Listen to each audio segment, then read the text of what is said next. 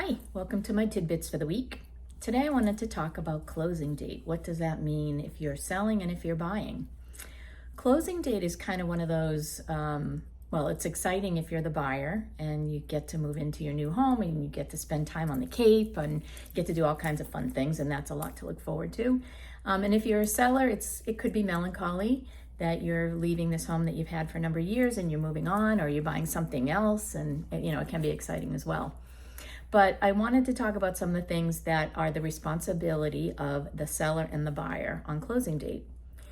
For the seller, it doesn't mean move out date, it means closing date. So for the seller, plan to be out at least 24 hours before closing date if possible. And I'm talking about houses on the Cape, where generally we're talking about second homes for a lot of people.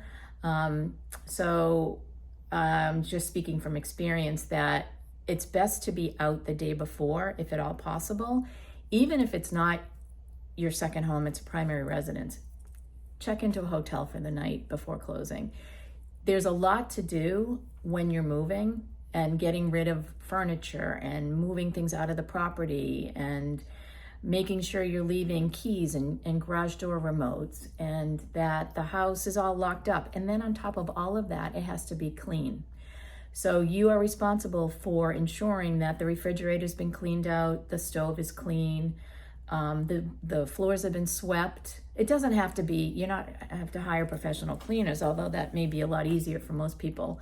But it has to be in a clean presentation, so that those people that are moving in can spend the night there. They can do their own cleaning later if they need it a little bit cleaner, but it's got to be broom swept. Garbage has to be removed. All of your items are removed from the property. Don't think you're going to be moving stuff out the morning of closing. It just doesn't always work out that way. Also, in terms of the closing date, the buyers are going to be coming in to do a final walkthrough. So generally, as an agent, I allow an hour for that to really give you an idea to walk around, make sure everything is as you want it. We have a list of things that either were supposed to be left, things that were supposed to be repaired. We want to check on all those items and make sure that that was all completed. And in order to do so, there should be nobody left in the property.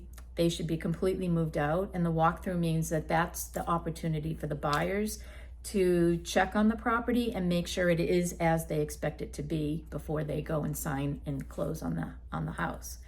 So for the sellers, I would plan to be out of the house the day before so that all of that can happen and you're not stuck with any glitches or problems.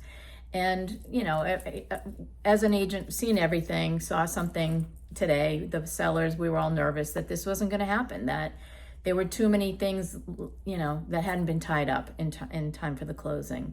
I actually had 2 back-to-back closings. We wanted to make sure, not today, but yesterday and today, that everything was done right.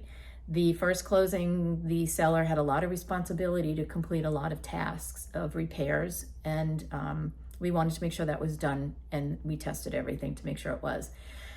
Today, the seller decided that this morning would be a good time to start moving out of the garage. So that really wasn't something that was acceptable to anybody, including the other agent who was trying to rush things along and make sure that that was done while she was having some other stuff going on. So, in the long run, help yourself and help everybody else along the process by ensuring that you're ahead of schedule and things are done not by the deadline, but before the deadline.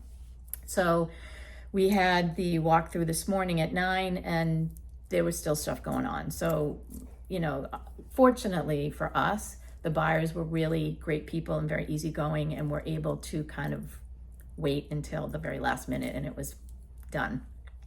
And as the buyer, you want to make sure that the house is as you remember it, that the things that were supposed to be done were done, that the house is clean, broom swept, the refrigerator, the stove is cleaned, the wash machine is empty, the dryer's empty, so all that kind of thing. You open all the cabinets, open all the drawers, make sure everything's emptied out.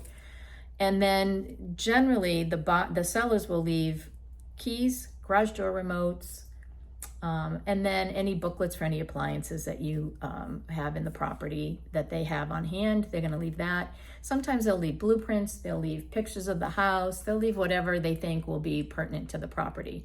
And finally, the most important thing is that anything that is mounted on the property stays with the house. That means curtains, that means blinds. It could be a bird feeder. It could be, I'm just trying to think of things that would be mounted. Towel racks, of course. The Ring doorbell, had somebody take one of those. Another agent friend of mine had somebody who removed 2 sheds from the property. No, those things all stay with the property. Even if it's not written in the purchase and sale, they are mounted, they are part of the property, and they stay, including all the doorbells and things like that. So just to go through, bring your list with you as a buyer. What did they say they were gonna leave? Is all of that stuff still in the house? Make sure they didn't remove anything that they shouldn't have, light fixtures, whatever. And you're good to go. If all of that passes and you go to closing, you sign everything, good to go. If things aren't done, that's the moment when we can talk to the attorney and they can set up an agreeable amount to hold back until it is all taken care of. And that's not uncommon. So anyway, hope you all have a great week and see you next time.